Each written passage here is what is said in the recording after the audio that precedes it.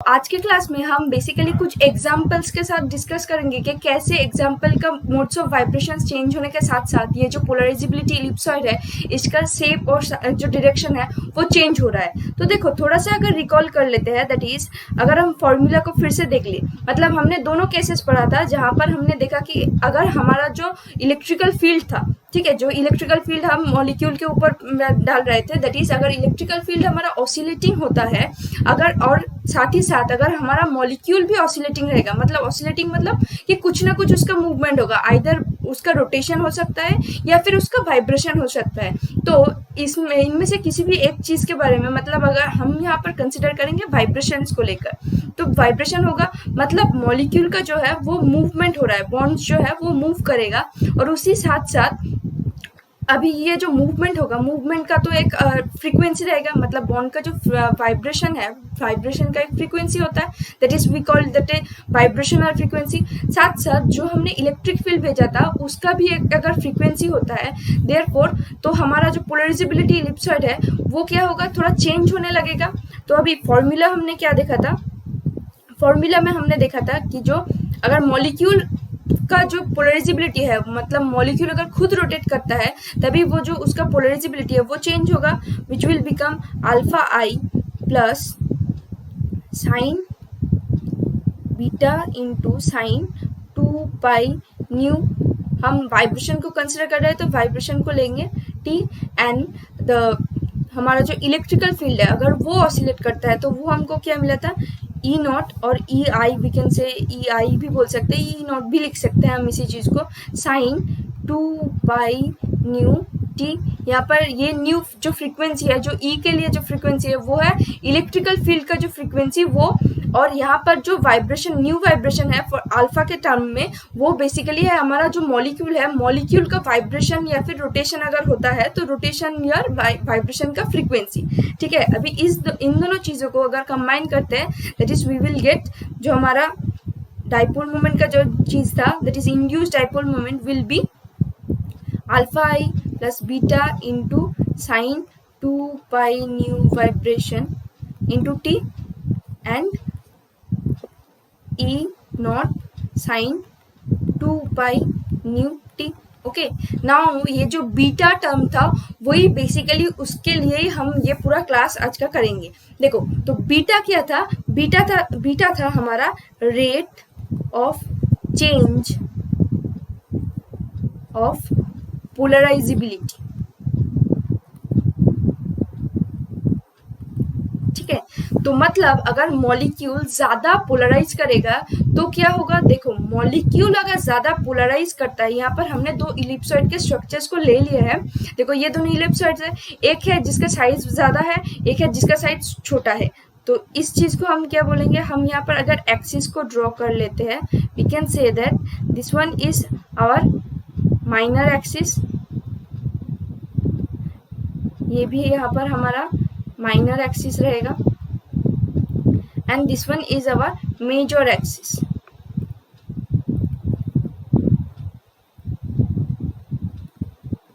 ठीक है, तो अभी दोनों में जो मेजर और माइनर चीज है वो तो दोनों हमने देख लिए, बट किस जब ये मॉलिक्यूल ज्यादा पोलराइज होता है तो कौन सा वाला हम जो इलिप्सॉइड है उसको कंसिडर करेंगे। मतलब अगर हम कंसिडर करते हैं व्हेन हमारा जब मॉलिक्यूल ज्यादा पोलराइज हो जाएगा तब पोलराइजेबिलिटी इलिप्सॉइड है जो है उसका शेप बहुत ही कम हो जाएगा। मतलब ये जो शेप है अगर कंसिडर कर लेते हैं कि ये हमारा नॉर्मल शेप था, ठीक है, थोड़ा सा अगर कोई मॉलिक्यूल ऐसा है जिसका पोलराइजेबिलिटी इलिप्सॉइड का शेप ऐसा था, ठीक है, तो अगर यहाँ से मॉलिक्यूल ज्यादा पोलराइज हो जाएगा, मतलब इसको हम नॉर्मल कंसिडर करते हैं, नॉर्मल, ठीक है, ये हमारा नॉर्मल केस है। तो नॉर्मल केस से अगर मॉलिक्यूल ज्यादा पोलराइज होता है, दैट इज मोर पोलराइज्ड, तो फिर क्या होगा, जो शेप ऑफ इलिप्सॉइड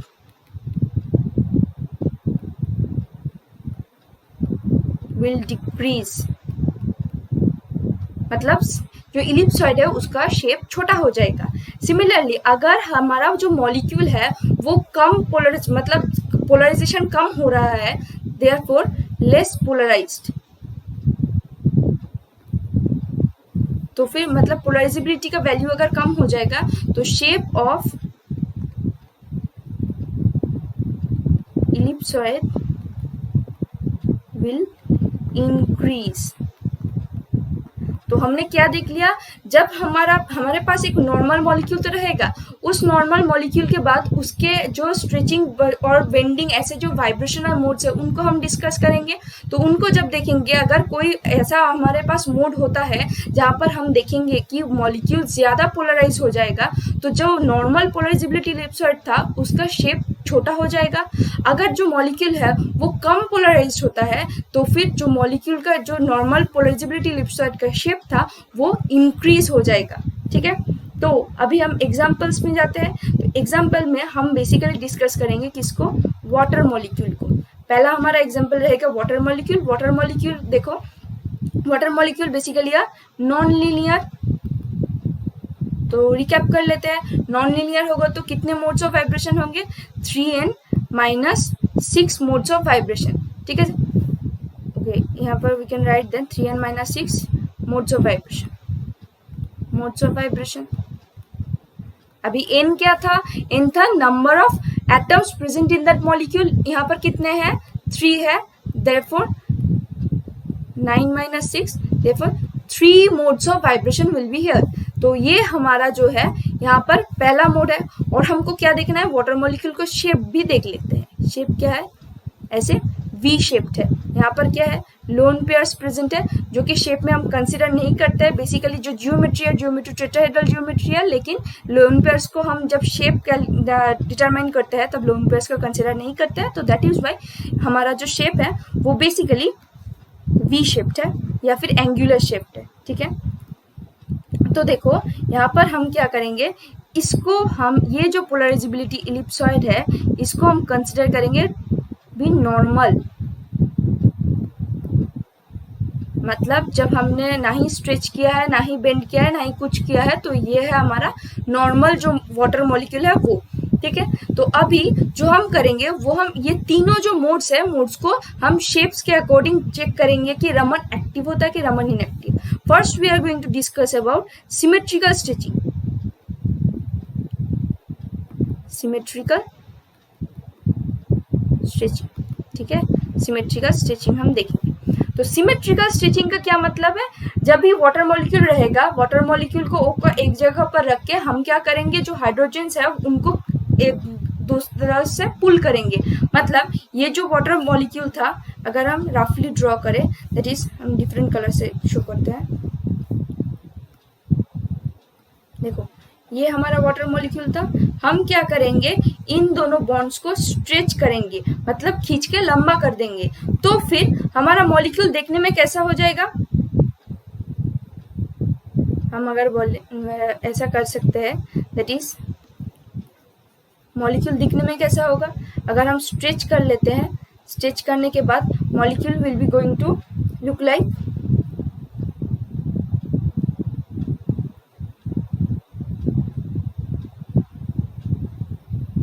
ठीक है। तो यहाँ पर क्या हुआ है, यहाँ पर हमने सिमेट्रिक स्ट्रेचिंग किया है। सिमेट्रिक स्ट्रेचिंग का मतलब क्या है, अगर एक बॉन्ड को हमने जितना स्ट्रेच किया है, दूसरे जो ऑक्सीजन और हाइड्रोजन के बीच का जो बॉन्ड्स है वो हमने दोनों बॉन्ड को इक्वल अमाउंट में स्ट्रेच किया है। ठीक है, तो अभी क्या होगा, अभी पोलराइजेबिलिटी इलिप्सॉइड जो है, और दूसरा चीज हम क्या करेंगे, दूसरा चीज हम करेंगे कि कॉम्प्रेस करेंगे।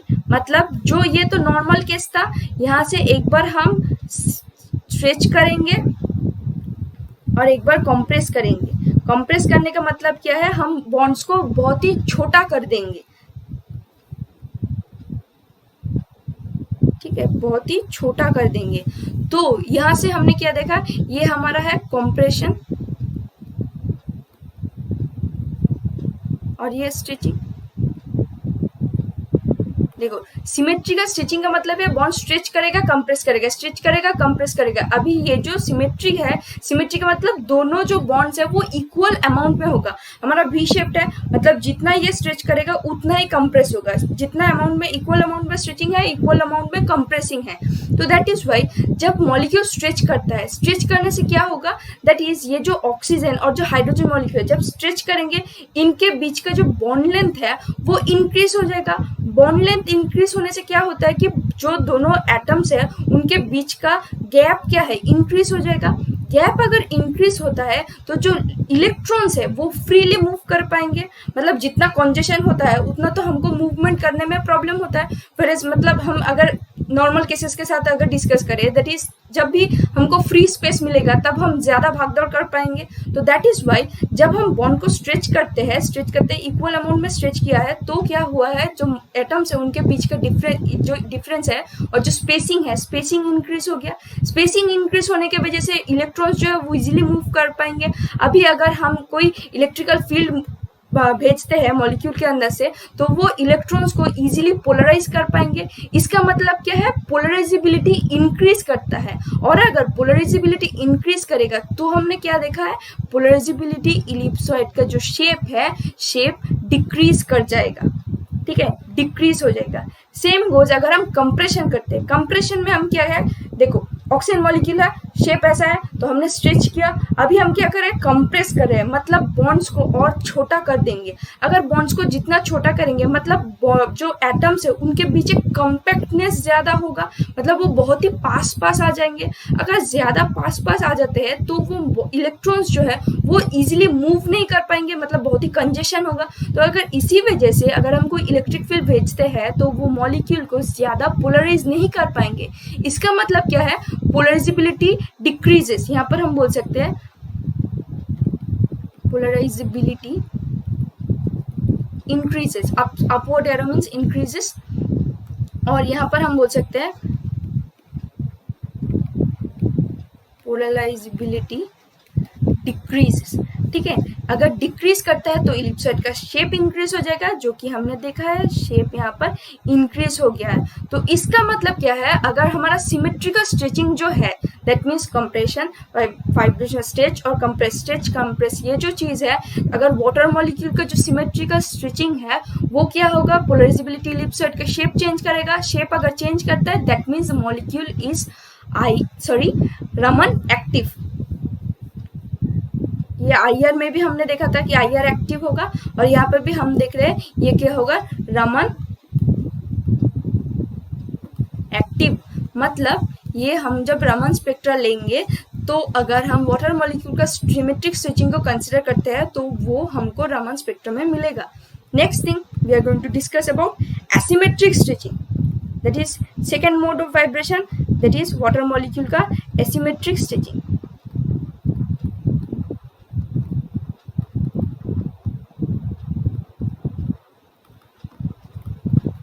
ठीक है, यहाँ पर भी ये क्या है, हमारा नॉर्मल वाटर मॉलिक्यूल है, ठीक है।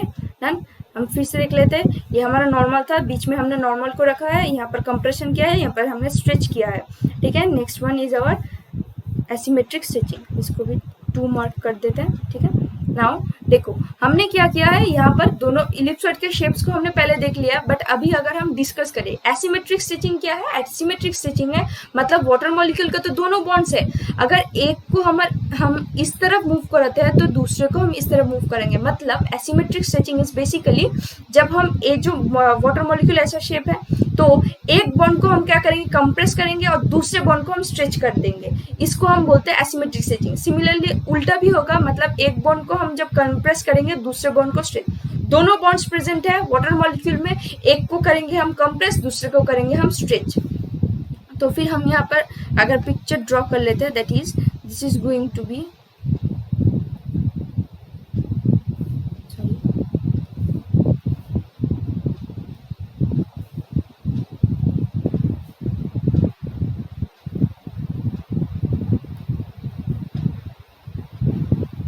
ठीक है, ये है वाटर मॉलिक्यूल का एसिमेट्रिक स्ट्रेचिंग।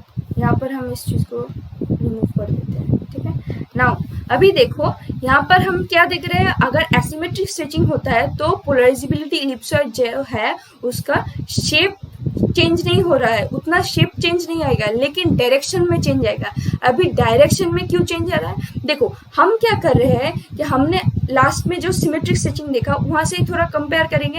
दैट मीन्स एक बॉन्ड को हम स्ट्रेच करेंगे, अगर एक बॉन्ड को स्ट्रेच करते हो दूसरे को कंप्रेस करते हो, कंप्रेस करने का मतलब पोलराइजेबिलिटी डिक्रीज होगा, ठीक है। और साथ ही साथ अगर हम जिस बॉन्ड को स्ट्रेच कर रहे हैं उसका मतलब पोलराइजेबिलिटी वहां पर उस बॉन्ड के अकॉर्डिंग इंक्रीज हो रहा है, एक बॉन्ड के अकॉर्डिंग डिक्रीज हो रहा है, एक बॉन्ड के अकॉर्डिंग इंक्रीज हो रहा है। देयरफॉर इसी जो एक बॉन्ड के लिए जब पोलराइजेबिलिटी डिक्रीज हो जाएगा और दूसरे बॉन्ड के लिए सिमिलरली पोलराइजेबिलिटी इंक्रीज कर जाएगा, तब जो इलिप्सॉइड होगा वो एक टर्न ले लेगा, मतलब उसका एक डायरेक्शन चेंज आएगा। अभी ये डायरेक्शन किस तरफ जाएगा, जिस तरफ हमारा पोलराइजेबिलिटी इंक्रीज करेगा उसी तरफ जाएगा। तो दैट इज वाई ये बॉन्ड क्या हुआ था, इस बॉन्ड को हमने बोला था ये बॉन्ड था हमारा कंप्रेस्ड बॉन्ड और ये था हमारा स्ट्रेच बॉन्ड। तो ये हमारा स्ट्रेच बॉन्ड था, तो जिस तरफ स्ट्रेचिंग होगा उसी तरफ पोलराइजेबिलिटी जो है उसका डायरेक्शन चेंज हो जाएगा। इलिप्सॉइड, द डायरेक्शन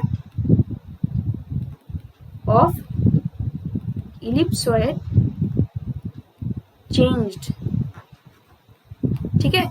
अभी नॉर्मल में ये था तो नॉर्मल से तो चेंज हो गया, अगर नॉर्मल से चेंज आता है तो उसको हम क्या बोलेंगे, रमन एक्टिव। ओके, नाउ यहाँ पर भी हम देख ले सिमिलरली ये जो बॉन्ड है ये इस बॉन्ड को स्ट्रेच किया गया है, स्ट्रेच्ड बॉन्ड, और ये क्या है कंप्रेस्ड बॉन्ड, ठीक है। तो फिर क्या होगा, जो पोलराइजेबिलिटी इलिप्सॉइड है वो डायरेक्शन चेंज कर लेगा। किस तरफ चेंज करेगा, जिस तरफ जो बॉन्ड हमको प्रेजेंट है, जो बॉन्ड स्ट्रेच किया है, जो बॉन्ड में पोलराइजेबिलिटी इंक्रीज हुआ है उसी बॉन्ड को। अभी पोलराइजेबिलिटी क्यों इंक्रीज हो रहा है, बिकॉज बॉन्ड लेंथ जो है वो इंक्रीज हो जाएगा, इलेक्ट्रॉन्स फ्रीली मूव कर पाएंगे, तो फिर हम अगर इलेक्ट्रिक फील्ड भेजते हैं तो वो इलेक्ट्रॉन्स को पोलराइज कर पाएंगे ना। ये भी हो गया हमारा रमन एक्टिव। तो हमने क्या देखा, वाटर मॉलिक्यूल में तीनों मोड्स ऑफ वाइब्रेशन प्रेजेंट होते हैं, वहां पर सिमेट्रिक स्ट्रेचिंग देख लिया जो कि रमन एक्टिव होगा बिकॉज पोलराइजेबिलिटी इलिप्सॉइड का शेप चेंज होगा। एसिमेट्रिक स्ट्रेचिंग भी रमन एक्टिव होगा, लेकिन यहाँ पर direction of polarisability ellipsoid is changed. And next thing we are going to discuss about the bending mode. Third one is our bending mode. तीनों modes होते हैं, बेंडिंग मोड ये है हमारा नॉर्मल मोड, ठीक है। अभी बेंड कैसे करेगा, देखो ये जो मॉलिक्यूल है एक बार हम बोल सकते हैं मॉलिक्यूल बहुत ही पास आ जाएगा, जो बॉन्ड्स है बहुत ही पास आ जाएगा, या फिर हम इसको कंसिडर करते हैं पास आ गया।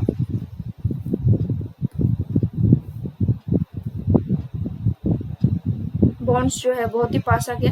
एक्चुअली बेंडिंग में क्या होता है, बेंडिंग में जो एंगल है दोनों बॉन्ड्स के बीच का जो एंगल होगा वो चेंज होगा, और इसको हम कंसिडर कर सकते हैं कि ऐसे, मतलब क्या हो रहा है बेसिकली, जो एक तो ये वी शेप्ड में था, मतलब ये जो वाटर मॉलिक्यूल हम लेते हैं वो वाटर मॉलिक्यूल का मूवमेंट कैसे होगा, एक बार इस तरफ आएगा तो एक बार बाहर की तरफ जाएगा, ठीक है। मतलब ये जो मॉलिक्यूल है वो ऐसा होगा, ऐसे होगा, ऐसे जाएगा, फिर ऐसे आएगा, मतलब ये क्या हो रहा है, चेंज इन जो बॉन्ड एंगल है, बॉन्ड एंगल का एक चेंज आएगा।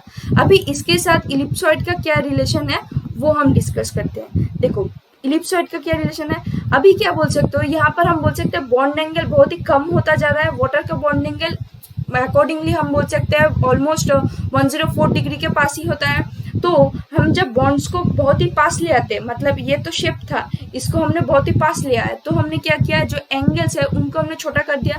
अभी हम जो इलेक्ट्रिक फील्ड है, हम यहाँ से लेट अस कंसीडर कि हम ऐसे इलेक्ट्रिक फील्ड्स को भेज रहे हैं, तो हमने क्या बोला था कि जब इलेक्ट्रिक फील्ड बॉन्ड के साथ परपेंडिकुलर में रहेगा, मतलब इलेक्ट्रॉन्स के साथ अगर इलेक्ट्रिक फील्ड जो है वो परपेंडिकुलर में रहता है तो हमारा जो पोलराइजेबिलिटी है, पोलराइजेबिलिटी सबसे कम होगा। तो देखो जब हम बॉन्ड्स को बहुत ही ज्यादा बेंड कर देंगे, मतलब छोटा कर देंगे, तब हम बोल सकते हैं इस इलेक्ट्रॉन जो बॉन्ड्स है, बॉन्ड्स बहुत ही पास आ रहा है, तो इसका मतलब ऑलमोस्ट जो इलेक्ट्रिक फील्ड है उसके परपेंडिकुलर जा रहा है। तो अगर परपेंडिकुलर जाते रहेगा तो फिर ये जो इलेक्ट्रॉन्स है पोलराइजेबिलिटी क्या होगा, कम हो जाएगा। अगर पोलराइजेबिलिटी कम हो जाता है तो फिर क्या होगा, पोलराइजेबिलिटी कम होने से हमने क्या देखा है, जो इलिप्सॉइड है, इलिप्सॉइड का शेप इंक्रीज हो जाएगा। तो फिर यहाँ पर क्या है, पोलराइजेबिलिटी कम हो रहा था, दैट इज वाई शेप यहाँ पर चेंज हो गया। सेम गोज फॉर यहाँ पर अगर हम देखें, हम बोल सकते हैं देखो एक्चुअली क्या हो रहा है, हम एक तो ये बेंड शेप में ही है, मतलब V shape is basically bend shape में ही है, और उसके ऊपर ये बॉन्ड जो है वो बेंड हो रहा है। मतलब बेसिकली बेंडिंग का मतलब ये कि एक तो मॉलिक्यूल बेंड में ही है, उसके ऊपर बेंडिंग हो रहा है, इसका मतलब बेसिकली उनके बीच का बॉन्ड एंगल चेंज हो रहा है। अगर बॉन्ड एंगल चेंज होगा तो हम बोल सकते हैं देखो ये बहुत ही कंप्रेस्ड है, कंप्रेस्ड होते होते जो मॉलिक्यूल होगा एक टाइम अपने एक्चुअल पोजीशन पे आएगा, एक्चुअल पोजीशन में आने के बाद ये उल्टे तरफ जाकर फिर से बेंडिंग होगा, मतलब एक बार ऐसे है, फिर ऐसे जाएगा, फिर ऐसे है, ऐसे जाएगा। तो फिर इसको हम ऐसा बोल सकते हैं, तो बीच में तो एक टाइम ऐसा भी आएगा जब ये मॉलिक्यूल ऑलमोस्ट 180 की तरफ चला जाएगा। हम बीच में कंसिडर कर सकते हैं ऑक्सीजन को, ये जब ये बॉन्ड एंगल कम होता जा रहा है, ठीक है, अभी एक टाइम ऐसा भी आएगा जो वो नॉर्मल स्टेट में जाएगा, फिर से वो क्या करे, बॉन्ड एंगल अपना इंक्रीज भी करेगा, डिक्रीज इंक्रीज, डिक्रीज इंक्रीज। इसका मतलब एक टाइम तो ऐसा आएगा जो कि ऑलमोस्ट हमारे जो इलेक्ट्रिक फील्ड है उसके पैरेलल में आ जाएगा, मतलब जो बॉन्ड एक्सिस है वो इलेक्ट्रिक फील्ड के पैरेलल में आएगा। अगर इलेक्ट्रिक फील्ड के पैरेलल में आता है तो क्या होगा, तो पोलराइजेबिलिटी इलिप्सॉइड जो है उसका जो शेप होगा वो चेंज होगा, मतलब पोलराइजेबिलिटी तो इंक्रीज कर जाएगा। अगर इंक्रीज करता है तो फिर पोलराइजेबिलिटी इलिप्सॉइड का शेप भी इंक्रीज करेगा।